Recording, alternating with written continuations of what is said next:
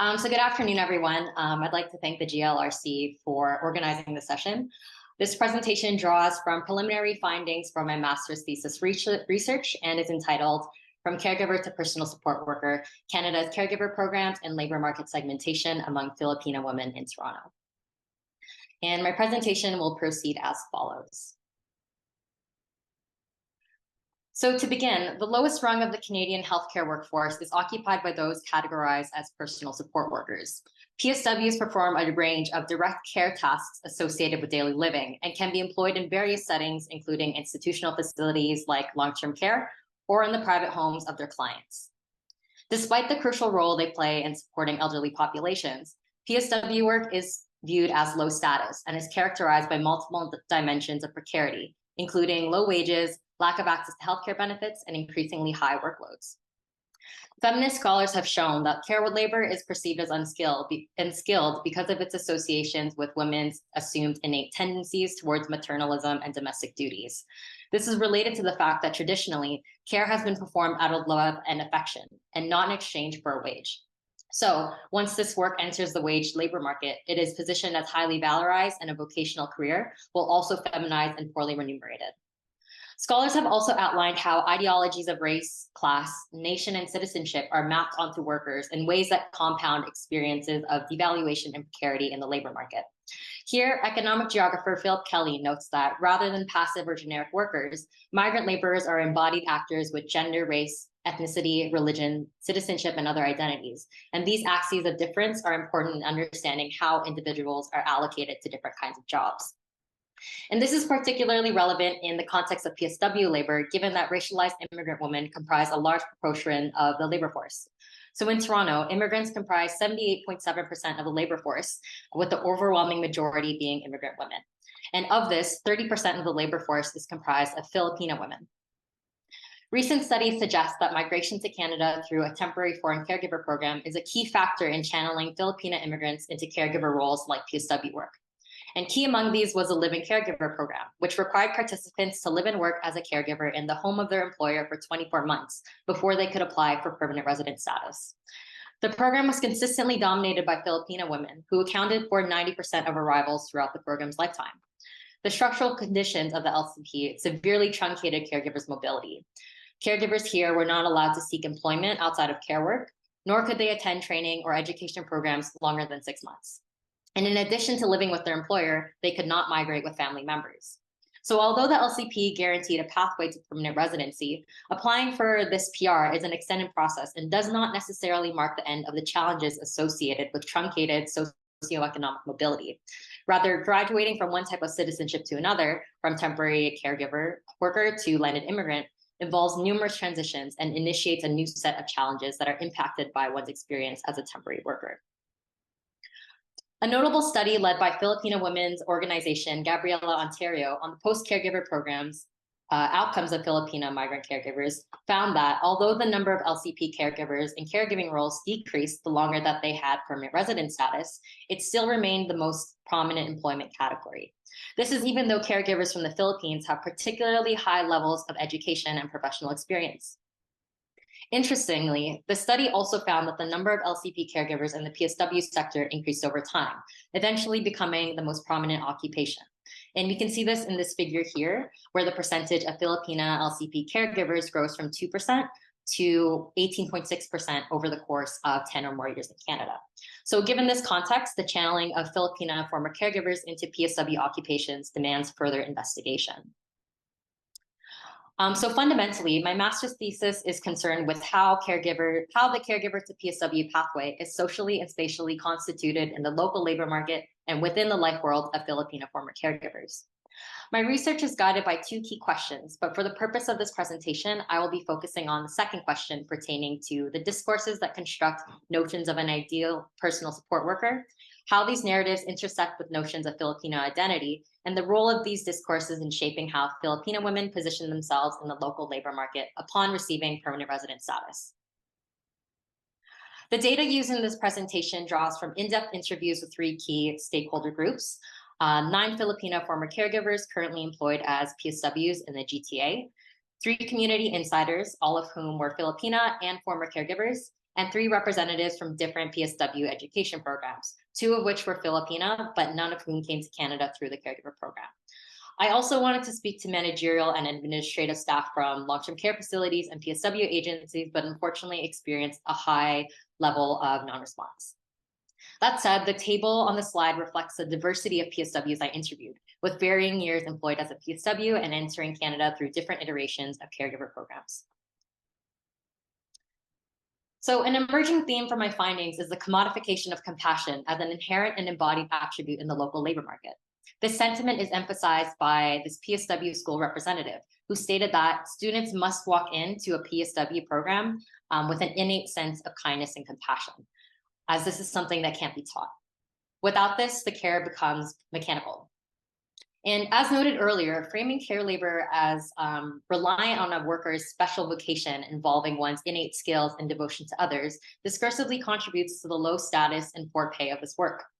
Furthermore, these discourses can also obscure the technical skills, resourcefulness, and strategic thinking necessary for provisioning physical and emotional care to elderly populations, many of whom may be sick or requiring total support for daily living. And this dissonance is demonstrated in the second quote from a PSW named Maris, and she works in long-term care. She says, "Until now, supply is an issue. You want to take care of 9 residents and you were given 4 towels. What are you going to do? So you have to be resourceful.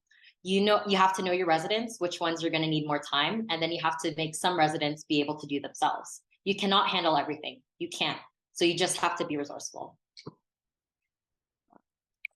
Oops. Relatedly, narratives of compassion can also obscure the asymmetrical power dynamics that are inherent to a waged employee-employer relationship. Here, scholarship on the emotional dimensions of paid migrant care labor argues that waged care relations are embedded in ideologies of intimacy, family, and maternalism, which frames paid care as a labor of love, despite the key class difference between the worker and the client, underpinned by the fact that the worker is selling her labor power to the other for a wage. And we can see this ideology in the following quote from a representative from another PSW education program. And this representative was a Filipina as well, where she emphasizes the importance of intimate, personalized care, regardless of how unmanageable working conditions might be. She says, "You have to be caring when you do the care. I have like 10 residents I have to look after. I don't have time for you. I have to do it quick. You cannot do that. Each resident is special. Each resident deserves the time that you have to spend with them. If I'm the resident, I don't want to hear that you're short-staffed. It's all about me." This can potentially produce what sociologist Paula England describes as an emotional hostage effect, where care workers feel obligated to provide care beyond their emotional and physical capacities, which places them in vulnerable positions within the relationship. The impact of maternalism and paid care relations has also been thoroughly explored within the living caregiver program literature, highlighting how familial ideologies that position the caregiver as one of the family produces relations of economic obligation and dependency, consequently extracting additional labor from the worker without adequate compensation, recognition, or reciprocated care. And we can see this in this quote by Maris, who says, "There are some families and even residents that, because it's your job, they expect more than what you can, forgetting that your body has limitations. One PSW or one nurse is catering to several residents, and that residents have to understand that. Because one particular resident is expecting more than what a certain staff can give, this considering the limitations, not only physical limitations, but the time." A second theme emerging from my findings is the racialization of PSW labor, manifesting in the way that Filipina women are positioned as naturally embodying the perfect PSW subjectivity. So many of my interview participants identified a sense of compassion that's inherent to Filipina identity, with Filipina women positioning themselves and the care they provide as particularly unique and advantageous in an ethnically diverse workplace context. And so we can see this here in these quotes. Maris says, "Being a Filipina is a very big asset." Jillian says, "The care that we give is really different compared to how my other coworkers give the care. Unlike for other nationalities, it's all about work. But for us, we go far and beyond." And this community informant, who was a former caregiver, says, "We are looked at as the chosen people for this position. It's because they're saying that it's embedded already, probably in our being Filipino." It's important to recognize that the discourse framing Filipino women as naturally compassionate can be traced back to the gendered and sacrificial narratives produced by the labor migration apparatus of the Philippine state back in the 1970s. Sociologist Robin Rodriguez notes that the state promulgated the idea that migrant workers were akin to anti-colonial patriots who make sacrifices that requires some degree of suffering, but ultimately advances the greater national good. This was coupled with labor migration marketing materials that utilize language such as caring, flexible, warm, and patient, alongside images of Filipino women dressed as nurses, maids, and caregivers. Similarly, geographers Sylvia Diodario and Philip Kelly also note how labor migration was gendered through discourses that framed working abroad as an opportunity, even a duty, of sisters and daughters. This ideology is apparent in this quote from the representative from the second school I interviewed, who says, Filipinos choose this work because deep in their heart, they know it's something they can do. If they can't become an accountant, they can always become a PSW. And this phenomenon is referred to as interpolation, where stereotypical notions of idealized workers become internalized by the workers themselves so that they come to conform to such ideological tropes. So Filipino women may come to view care work as being consistent with a sense of Filipino identity, even prior to the migration abroad, and despite maybe having alternative interests or aspirations.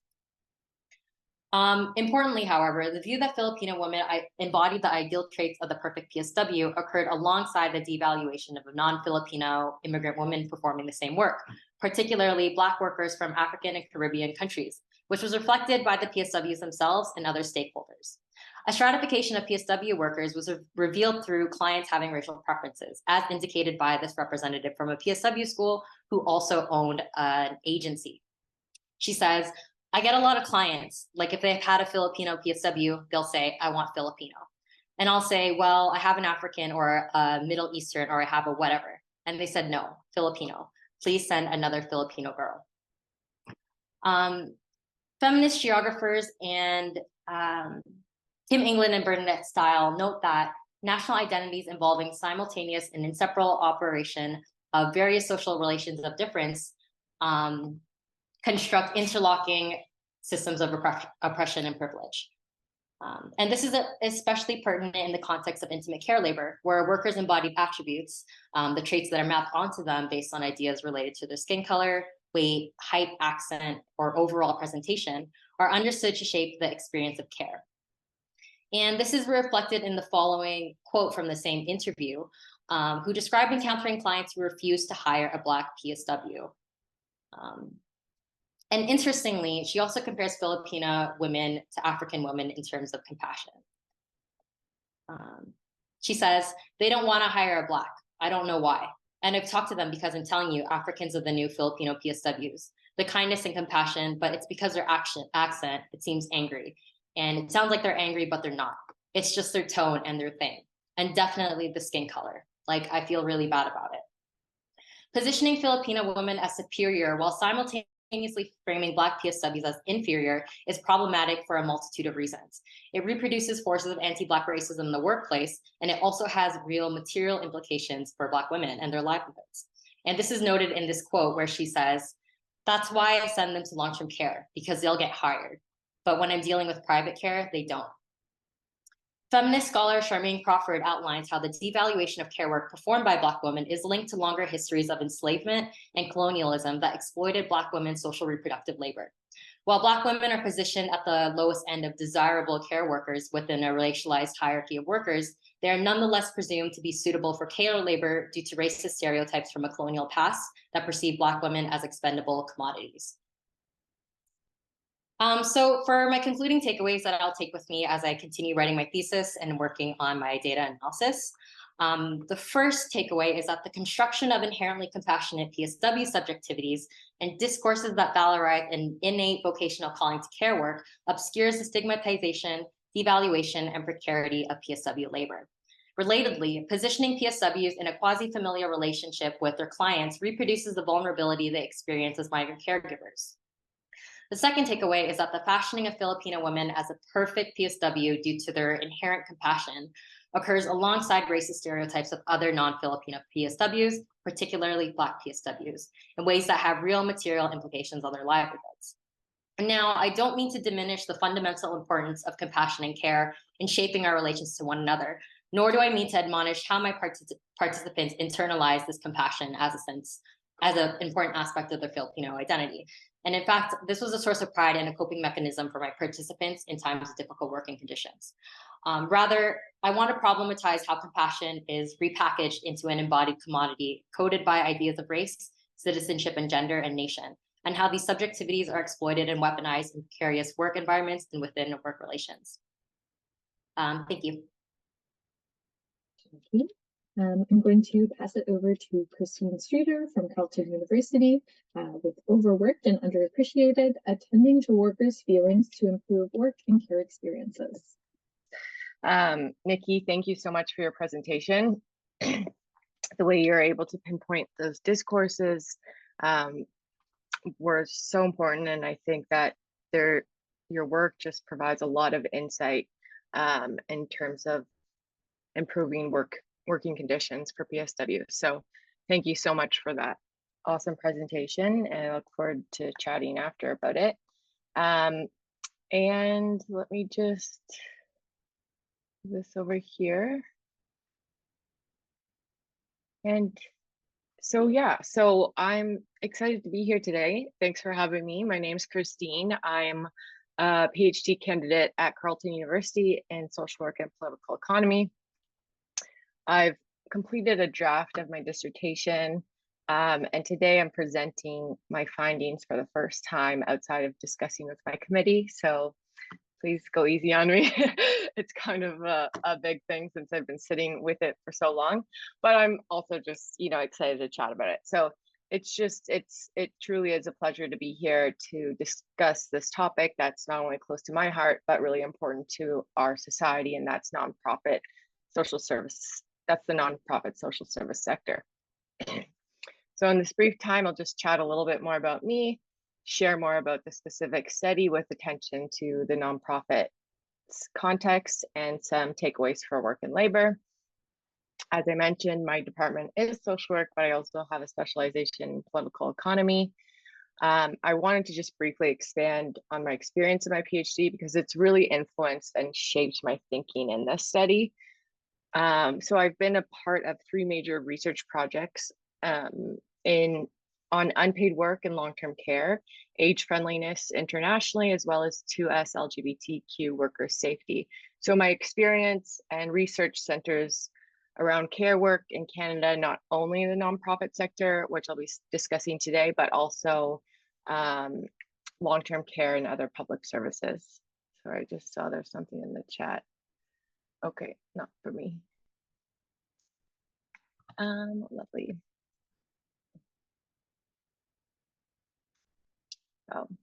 And I take a feminist political economy lens in everything I do, helping to put a spotlight on inequities in work and labor, both paid and unpaid. And that's just the lens that I'm coming from when I chat to you today about my work. So to begin, I'd like to mention from here on, I will refer to the nonprofit social service sector as the NPSS sector, or the sector. So Ontario's NPSS sector is comprised of a range of organizations, and it's an integral part of service delivery for health, education, and social services, with mandates to serve the public and just a diverse range of populations. However, organizations in the sector often operate within limited budgets and limited resources. Despite the sector's crucial role, the workforce is undervalued and often ignored. Workers are doing unpaid overtime, volunteering, and even engaging in unpaid activism due to limited resources. The workforce faces stress, anxiety, lack of recognition, and burnout, which have worsened during the pandemic. Workers are running on empty and struggling to provide quality services to vulnerable groups. Unsurprisingly, job dissatisfaction is growing, and some are stepping back from their roles. Meanwhile, with labor shortages across the care economy and the increasing need for social service support following the pandemic, there's a critical need for more understanding of the sector's working conditions. The underfunded sector relies heavily on unpaid labor and volunteer efforts. Gender and intersectional inequity are prevalent issues, with women making up 80% of workers. Many women in the sector are also struggling with that family caregiving responsibility and other work-life balance challenges. and Indigenous, racialized, and immigrant women face additional discrimination within the sector. Before heading into my methods and findings, I want to just mention the theoretical framework I use. As you can already start to see, feminist political economy shapes the study, power relations and gender divisions of labor shape care work, and assume women's care is natural and instinctual, which Nikki had mentioned lots of in her presentation. This work's devalued as opposed to being viewed as a learned and skilled work deserving of decent working conditions and wages. I also use affect theory in combination with feminist political economy, and I do this to unpack workers' experiences while making links to affective, organizational, and structural relations. So affect theory has helped me attend to workers' feelings within their experiences and relations. Williams' approach to the structure of feelings has supported me in describing and capturing deeply felt work processes and changes. So this shows how broader, diverse societal feelings of uncertainty, precarity, fear, frustration, stress, and others circulate and impact work in the sector and how workers are negotiating these feelings. The conceptualization of affect has been used in studies of work and labor like affect capitalism, emotional capitalism, emotional labor, affect labor.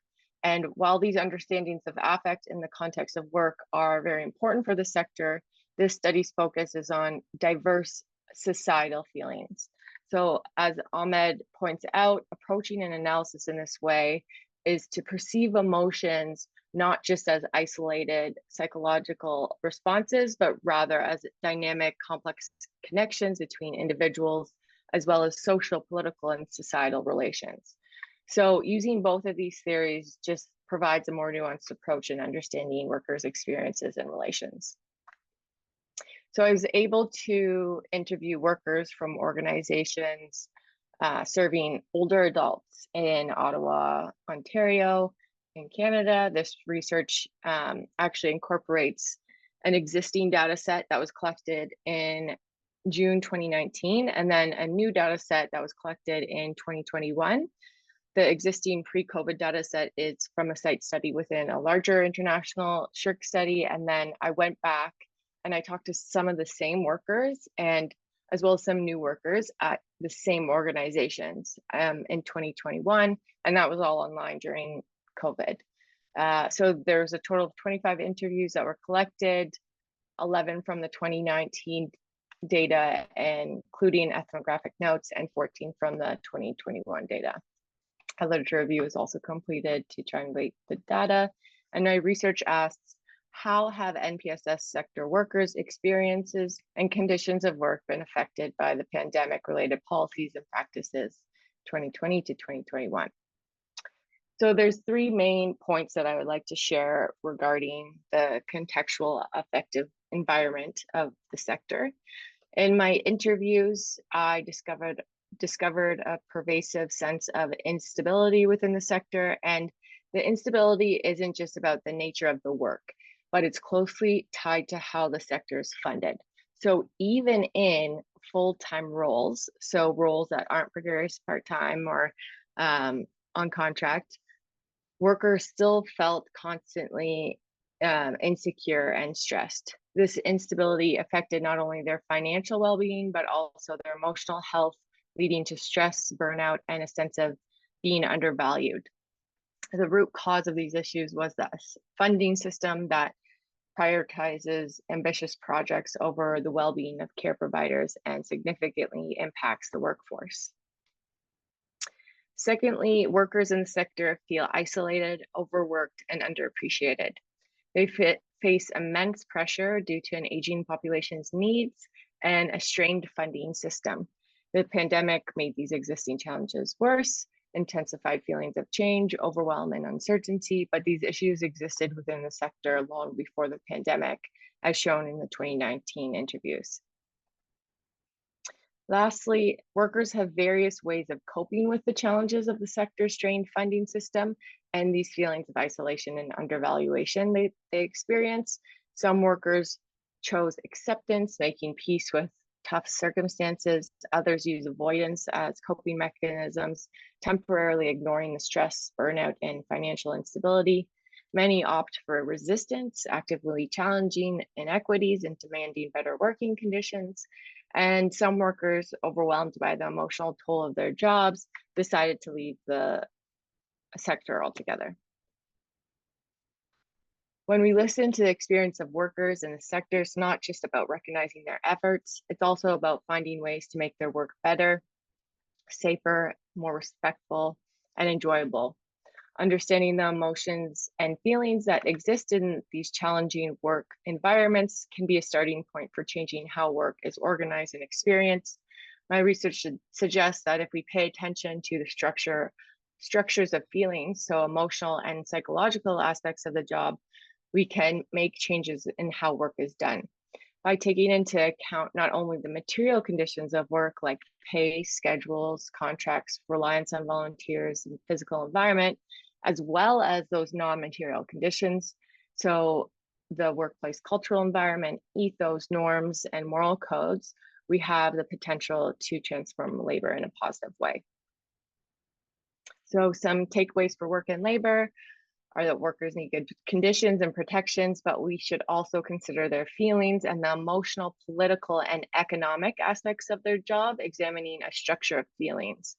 My future research plans to look at two main things: comparing those material and non-material conditions of work, investigating how workers' jobs and non-work lives are also connected, including these new sort of norms post-pandemic and these new work expectations, and how things like at home or like working at home or childcare and housing also affects their experiences.